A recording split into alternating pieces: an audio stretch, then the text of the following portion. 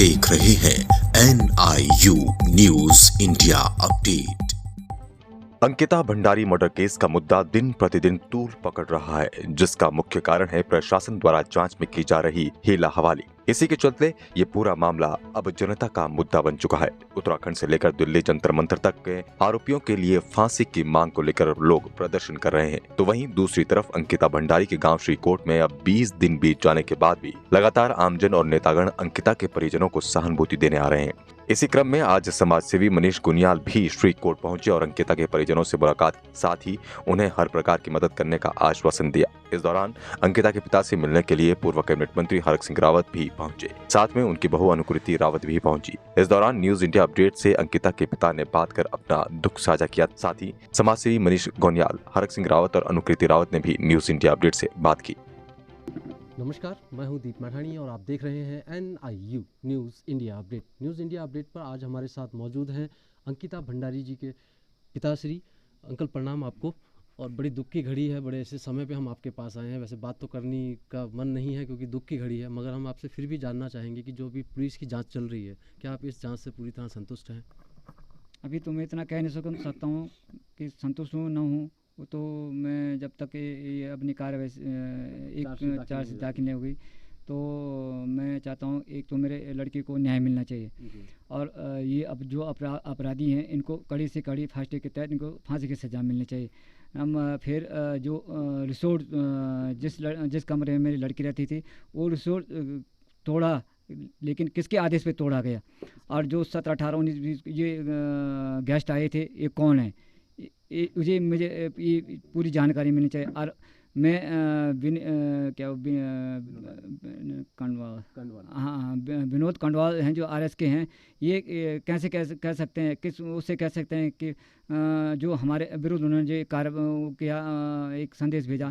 लेकिन मैं विनोद कंडवाल को कहना चाहता हूँ कि अपनी बहन या अपनी बेटी पे आंख उठा के देखें कि अगर मेरे बहन और बेटी के साथ ऐसा व्यवहार होगा तो मैं क्या चुप रहूँगा। तो और पुलकित आर्य के पिता विनोद आर्य को मैं कई बार कह चुका हूँ कि आप लोग इसको अरेस्ट क्यों नहीं कर रहे हो, इसको तुरंत अरेस्ट क्यों, क्योंकि जगह जगह मंत्रियों से जा रहा है, हाथ फैला रहा है कि मेरा लड़का निर्दोष है। अरे जब ये उसने दुर्व्यवहार करके फरार हो गए तो फरार हो गए क्यों भागा ये? अगर निर्दोष है सही व्यक्ति होता तो ये फरार क्यों हुआ? विनोद आर्य के लिए भी आप गिरफ्तारी की मांग कर रहे हैं कि विनोद आर्य को भी हाँ, विनोद आर्य को तुरंत गिरफ्तार कीजिए क्योंकि ये कई मंत्रियों से मिला हुआ है, हाथ फैला रहा है और ये राज्य मंत्री भी रह चुका है। इसके बड़े बड़े षड्यंत्र भी धीरे धीरे अब पता पड़ रहा है कि इससे पहले उस होटल में न जाने क्या क्या कि दुर्व्यवहार किए, बच्चों के साथ, लड़कियों के साथ क्या दुर्व्यवहार किए। पर मुख्यमंत्री जी परसों यहाँ आपके पास पहुँचे हुए थे, उन्होंने आपको आर्थिक सहायता भी प्रदान करी। क्या मुख्यमंत्री जी जो इस समय कार्रवाई कर रहे हैं उससे आप संतुष्ट हैं?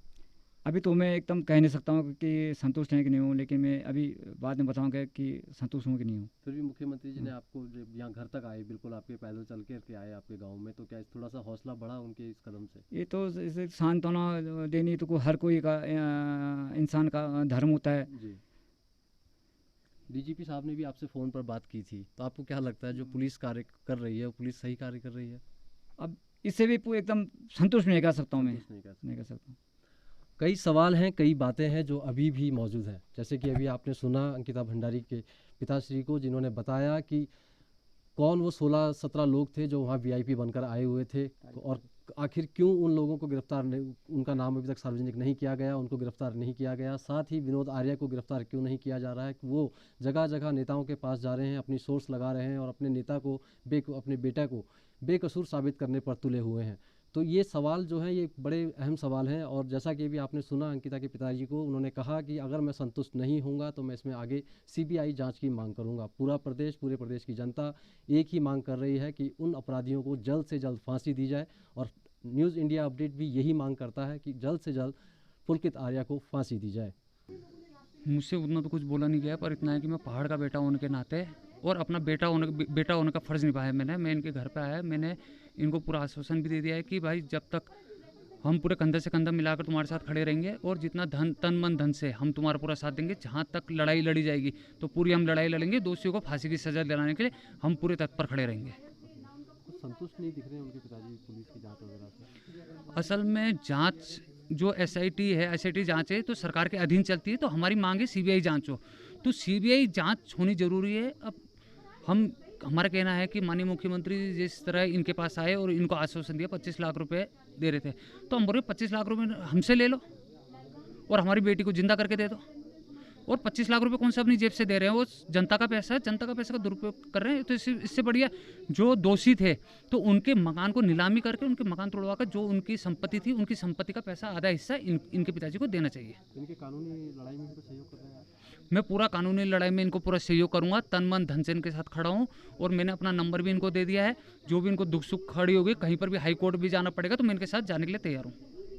देखिए, बहुत ही दुखद घटना है। मैं सोचता हूँ कि उत्तराखंड की पहचान अब तक देवभूमि के रूप में थी, बद्री केदार गंगोत्री यमुनोत्री के रूप में थी, नीलकंठ ऋषिकेश हरिद्वार के रूप में उत्तराखंड की पहचान थी, बचेंद्री पाल और तिलु रतौले के रूप में उत्तराखंड की पहचान थी। पूरे देश की सुरक्षा में उत्तराखंड के लोगों का योगदान, चाहे अजय डोभाल हों, जनरल बिपिन रावत हों, जनरल चौहान हों, वीर चाहे 1947-48 का युद्ध हो, 62 का युद्ध हो, 65 का हो, 71 का हो, कारगिल का हो, उत्तराखंड के लोगों ने बहुत बलिदान पूरे देश की सुरक्षा के लिए दिया और इस रूप में अब तक उत्तराखंड की पहचान थी। लेकिन ये दुर्भाग्य है कि पिछले 3 महीने से उत्तराखंड आज पराक्रम के नाम से नहीं, आज उत्तराखंड किसी उपलब्धि के नाम पे नहीं, एवरेस्ट चढ़ने के नाम पर नहीं, आज उत्तराखंड की पहचान ऐसे घिनौने काम के लिए आज उत्तराखंड पूरे देश में चर्चित हो गया है कि आज एक बालिका के साथ इस तरह की घटना, वो भी ऐसे लोगों के द्वारा जो सामाजिक ताना बुना सामाजिक कार्यकर्ता अपने आप को कहते हैं, ऐसे लोग अगर जब इस तरह की घिनौनी हरकत करते हैं तो उससे पूरा उत्तराखंड और पूरा देश और पूरी दुनिया इस समय इस घटना को लेकर हिली हुई है।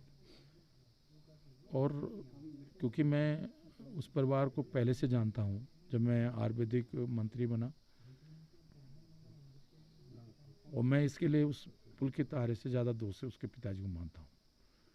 क्योंकि जैसे मैं मंत्री बना, आयुर्वेदिक मंत्री, तो मुझे नहीं मालूम था कि इनके लड़के का वो मुन्ना भाई की तरह रजिस्ट्रेशन हो रखा है। इतना दबाव उन्होंने मुझ पे बनाया, इतना दबाव मुझ पे बनाया। जब मैंने नहीं उनकी बात सुनी तो उन्होंने कई बार इधर उधर से, संघ से, इधर से उधर से मेरे पे टेलीफोन करवाया और बाद में उन्होंने वाइस चांसलर पर भारतीय जनता पार्टी सरकार का दबाव डालकर वो एडमिशन करवा दिया लड़के का। अगर उस दिन वो विनोद आर्य उससे गलत हरकत का साथ नहीं देते तो आज मैं कह सकता हूँ अंकिता हमारे बीच में होती। कई बार जब हम बच्चों को, माँ बाप गलत रास्ते पे उनको सपोर्ट करते हैं, गलत रास्ते पे जब हम उनको उनके गलत काम में साथ देते हैं, तो उससे ऐसे लोग, जो ऐसे लड़कों का हौसला बुलंद हो जाता है और वो पैसे की ताकत, सत्ता की ताकत के आगे इंसान को इंसान नहीं समझते हैं। तो जितना दोषी पुलकित आर्य है या उसके जिन्होंने अपराध किया है, उससे कई बड़े अपराधी उसके पिताजी हैं जिन्होंने ऐसे अपराधी बेटे को, ऐसे गलत संगत वाले बेटे को प्रोत्साहित करने का हमेशा प्रयास कोशिश करी। तो मैं सोचता हूँ कि इस पे देखिए सरकार को खुद निर्णय लेना चाहिए था। भले ही देखिए सीबीआई पर भी उंगली उठती रही है, लेकिन इस वाले मामले में, इस प्रकरण को क्योंकि इसमें उत्तराखंड के बहुत सारे लोग अब डीजीपी के फोटो, मुख्यमंत्री के फोटो, अब जो व्यक्ति डीजीपी के साथ फोटो खिंचा रहा हो, जो व्यक्ति मुख्यमंत्री के साथ खड़ा फोटो खिंचा रहा हो, उससे जनता को भरोसा नहीं है कि अंकिता को न्याय मिलेगा कहीं ना कहीं। और जिस तरह सारा आप देखें ना कि मतलब जिस दिन वो घटना हुई उसको 2 दिन बाद रिपोर्ट लिखी जा रही है और उसके बाद अचानक अब वो विधायक कहाँ गई, गायब हो गई। कहाँ गए वो लोग जो उस दिन सीना ठोक के कह रहे थे कि उत्तर प्रदेश में योगी और बल्कि योगी का नाम बिष्ट करके मैंने देखा कि उत्तर प्रदेश में अजय बिष्ट और यहाँ बिष्ट। अब कहाँ गए वो लोग? भाई आप जांच होने देते, जांच होने के बाद आप उसको तोड़ते चाहे जो करते, लेकिन आज आप जानबूझ के इस तरह सबूत मिटाने की कोशिश कर रहे हो। फिर दूसरे की आप अब तक क्यों नहीं उजागर हुआ है उन लोगों के नाम? और मैं आज आपको गारंटी के साथ कह रहा हूँ, जिस तरह से विनोद आर्य जी के संबंध थे और जिस तरह वो थोड़ा सा फी फेंक करने वाला व्यक्ति था, मैं किसी का नाम नहीं ले रहा हूँ, लेकिन मैं कह सकता हूँ कि इसमें बहुत सारे ऐसे लोग होंगे जो दिल्ली से लेकर देहरादून तक जो रिसोर्ट में इस तरह की गलत काम में मतलब मैं इशारों में बोल रहा हूँ, जिस तरह इस लड़की के साथ हुआ, ऐसी पता नहीं कितनी लड़कियां वहाँ लाई जाती रही होंगी और ऐसे लोगों के लिए वो प्रयोग में लाई जाती होंगी। इसने विरोध कर दिया तो ये दुनिया से चली गई, और बहुत सारे लोग नहीं विरोध कर पाते होंगे तो लेकिन एकदम कोई घटना नहीं होती। अंकिता स्वाभिमानी लड़की थी, अंकिता एक ऐसे गरीब परिवार की थी, लेकिन स्वाभिमानी परिवार की थी, उसने समझौता नहीं किया। लेकिन हो सकता है कि वहाँ इस तरह के काम हमेशा होते रहे, और जिस दिन मैं आज आप थोड़ा निष्पक्ष जांच हो गई, उस दिन मैं पार्टी विशेष की बात नहीं कर रहा हूँ, बहुत सारे चेहरों दिल्ली से लेकर देहरादून तक ऐसे चेहरे हो जाएंगे, उनके चेहरों पे काली पुत जाएगी, लोग थू थू करेंगे।